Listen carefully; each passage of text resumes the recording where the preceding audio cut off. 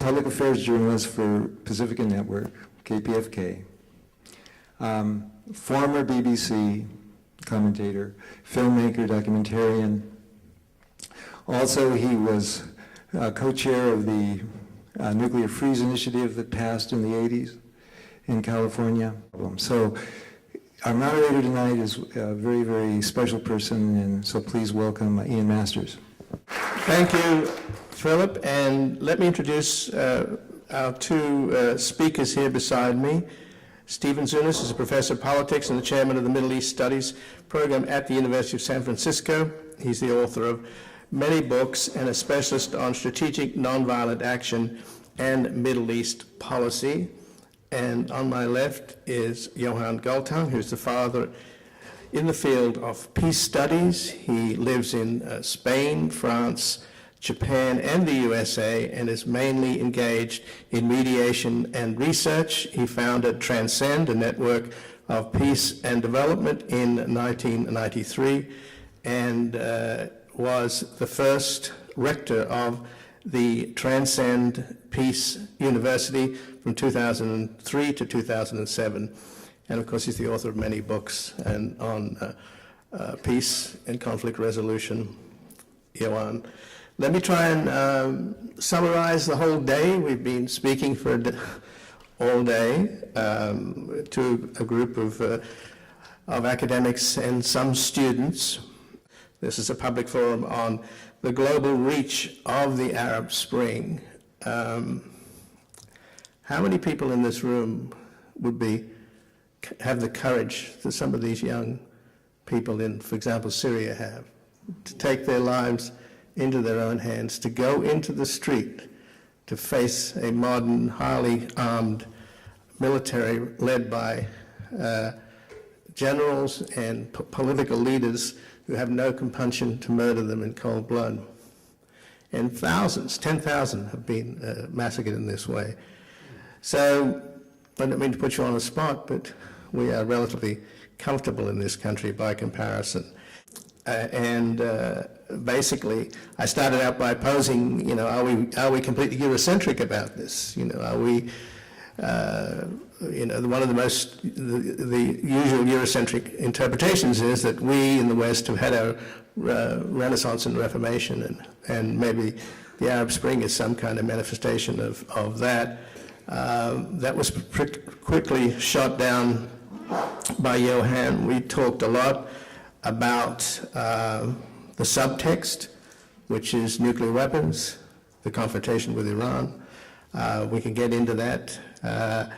And we also talked a little bit about the context and the history of how, to set it up, how the Dulles brothers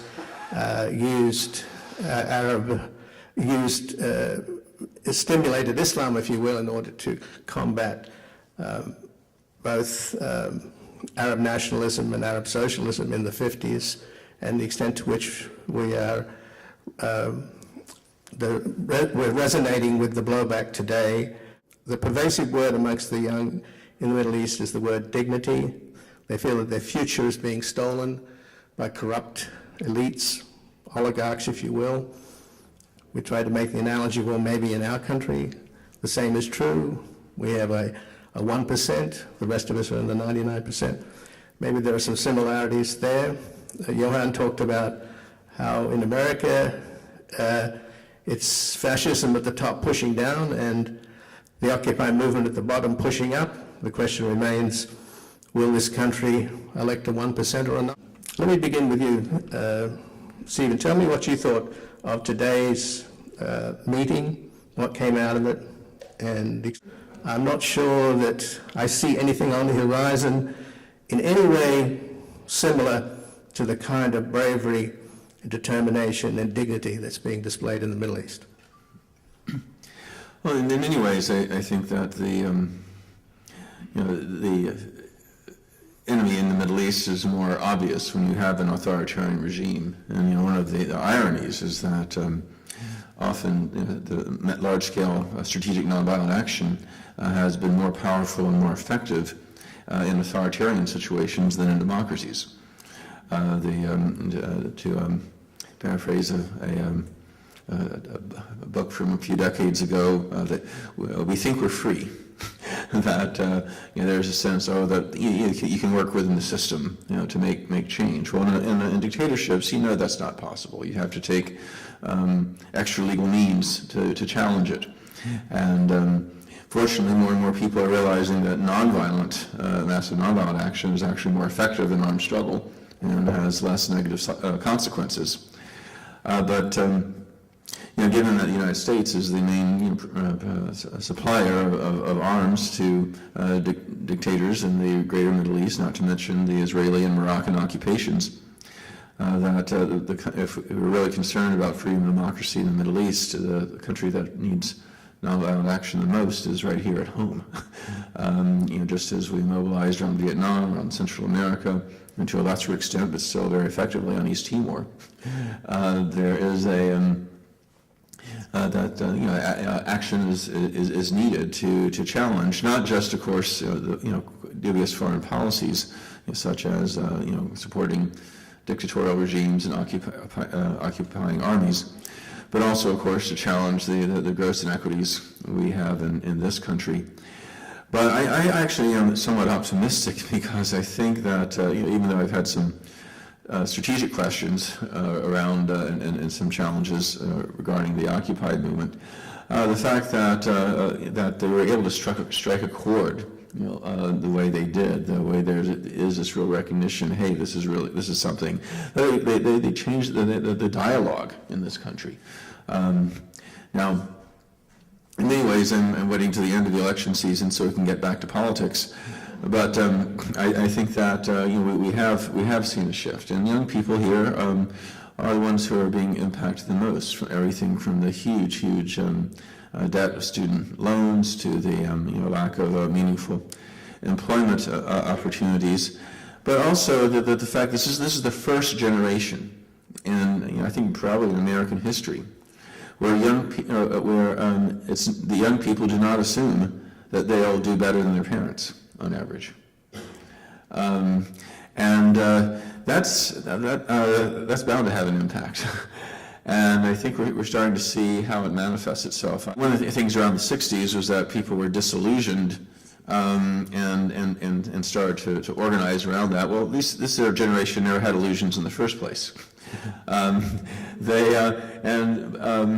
And so I think so in many ways, in fact, if you look at public opinion polls around attitudes from everything from capitalism, to nature of capitalism, the economic system, to foreign policy, with one or two exceptions, you'll find that young people today are at least as far to the left as conventionally described as people in the 1960s. I think the key is mobilization. I think the key is making people think that they can make a difference. And in addition to, of course, to kind of raising awareness about the inequities and injustices in the world, I think we also need to teach young people about the victories of popular struggles in this country and around the world, especially those where youth have played a major role. Most of my students had never heard of the fact that in the spring of 1970, over 300 colleges and universities were shut down, at least 100 of them for the rest of the semester, in protest of the invasion of Cambodia and the killings of students at a couple of universities that followed.